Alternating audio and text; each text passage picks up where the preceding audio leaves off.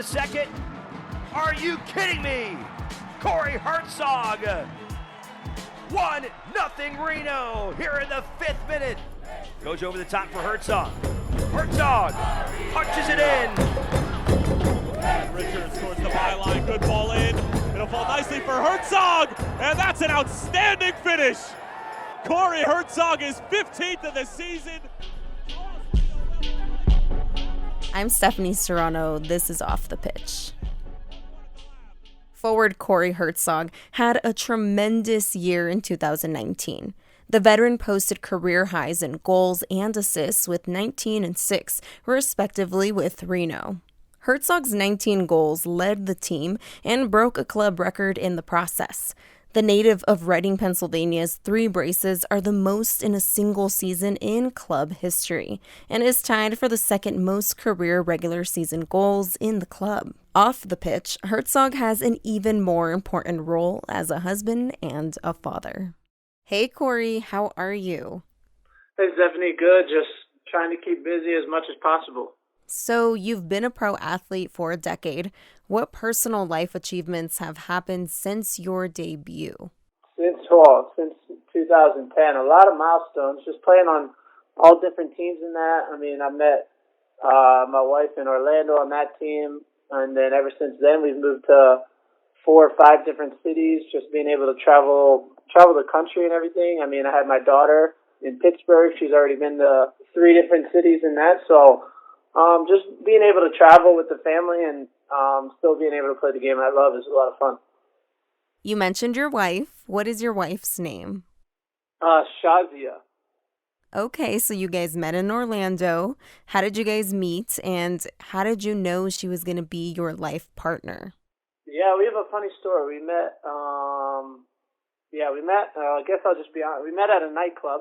I think we started dating 2 or 3 days after that. We moved in with each other about 3 or 4 months after that, and then for the past 6 years, never stopped from there.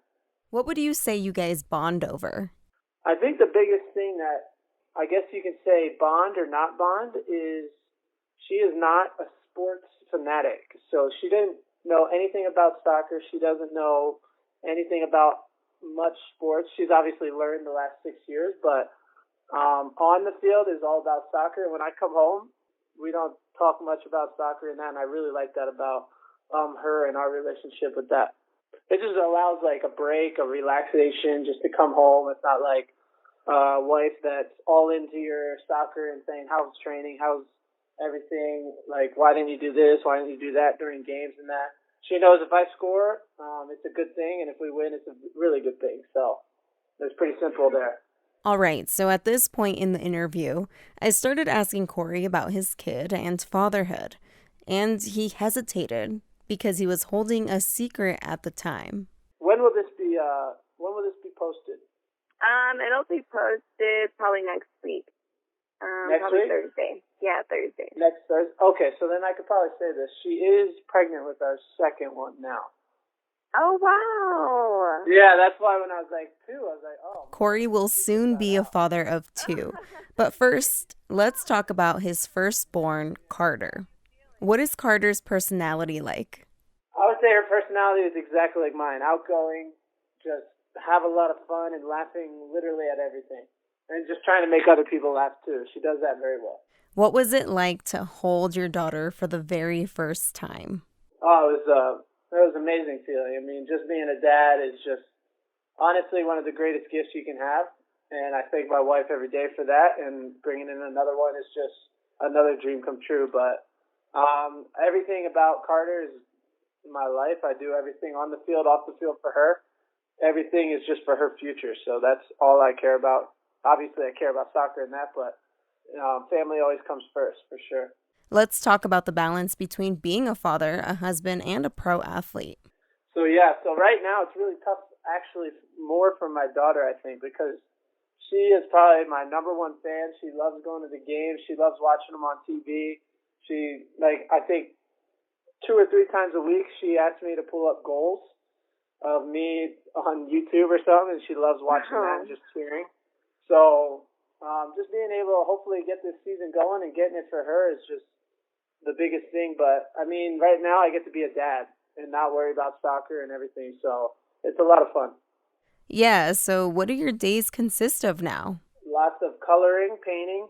We have a rock garden that she's painted. Just a lot of fun games. I've bought a lot of games at Walmart, puzzles, just little stuff to keep her engaged and everything, not losing a step. When are you finding time to train? With my wife or in the morning. And then sometimes a couple of the guys and that, we get together and go to a park, so she gets to play around with the guys and brings her little toys and that to play on the blanket and everything like that. Do you think Carter will play sports?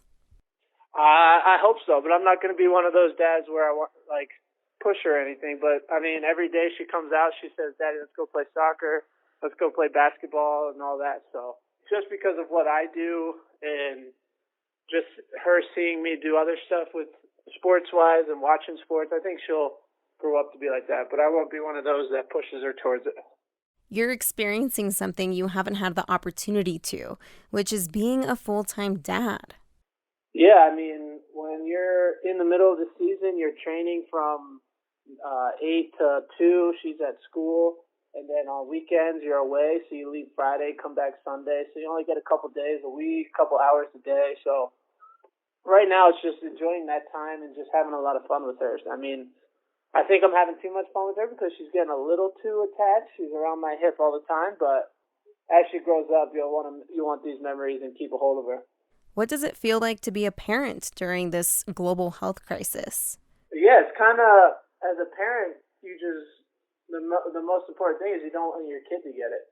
So just keeping her safe, keeping her safe and happy, because you don't want to have her locked in the apartment the whole time. So we go outside, we take our stuff, but she doesn't go to stores, grocery stores. I do all the grocery shopping and everything like that. So to be fair, her school has done very well with teaching her about germs and that when she was in school.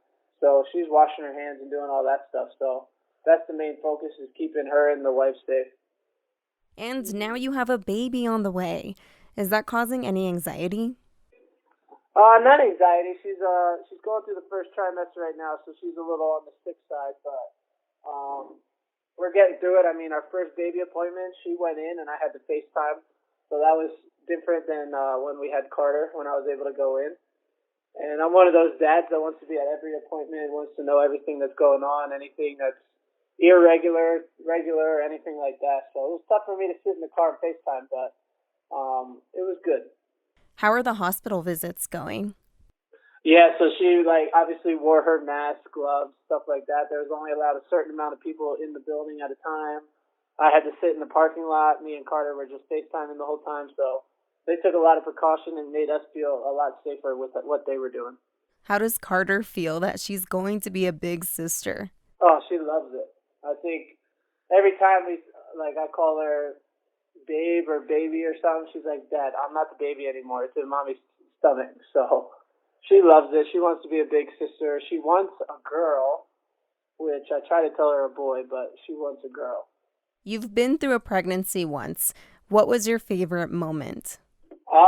So favorite moment was probably finding out the gender that first time, because it didn't matter. It doesn't matter now. I have a girl, and I wouldn't change it for a minute, but I really wanted a boy. But that was probably the best waking up, because you really want a boy, but I had a girl, and now I couldn't even imagine having a boy. So finding out the gender is going to be a lot of fun, and this time going through it in this experience with not being able to go into the doctor's office, and that is I don't want to say a cool experience, but a different experience, because he or she will be a quarantine baby in that.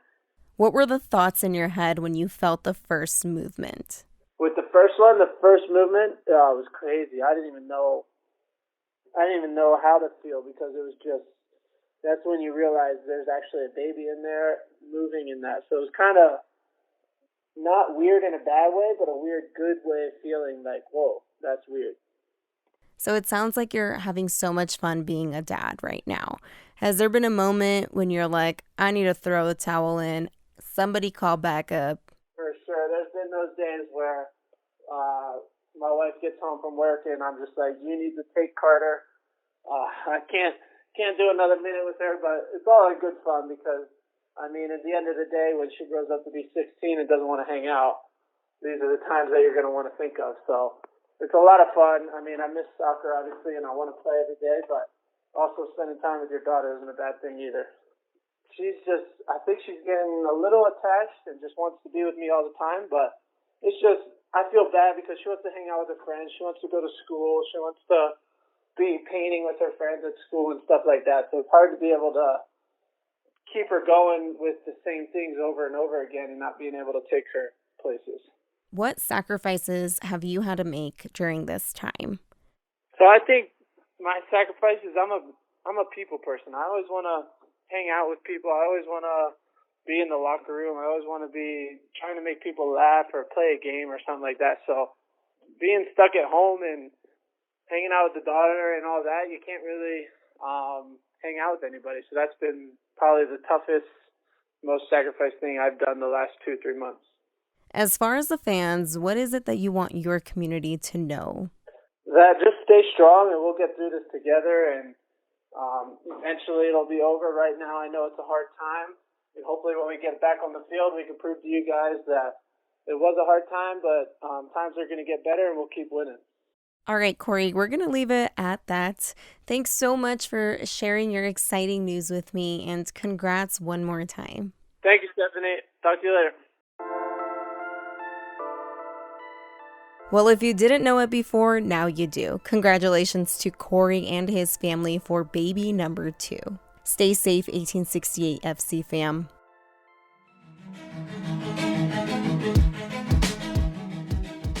Be sure to check out @Reno1868FC on social media and visit Reno1868FC.com for the latest episodes. I'm Stephanie Serrano, and this is Off the Pitch. We'll see you next time.